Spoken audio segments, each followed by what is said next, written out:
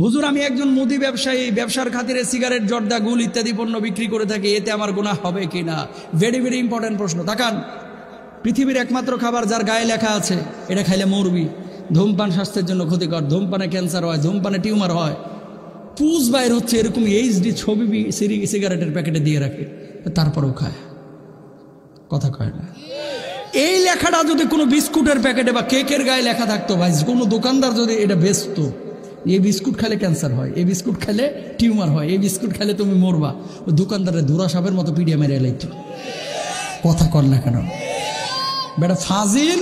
এই কেক খেলে ক্যান্সার হয়তো বেচস খা, এই বিস্কুট খেলে ক্যান্সার হবে তো বেচস খা, মার ছাতা ভাঙ্গে হালা, ঠিক কিনা? তো বিড়ি খাইলে যে ক্যান্সার হয় ওটা লেখা, তারপরও খাও খা।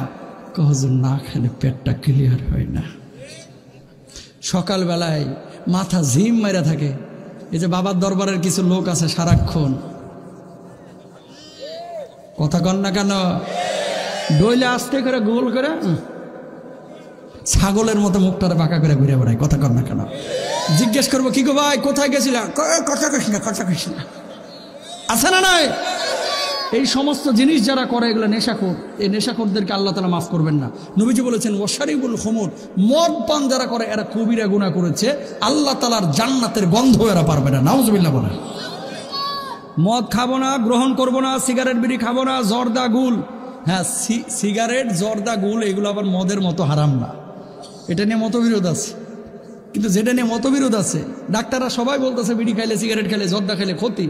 কেউ বলে না যে এটা খাইলে শরীরে ভিটামিন ঢুকে, সবাই বলে যে ক্ষতি হয়। তা আপনি খাবেন কে ক্ষতির জিনিস?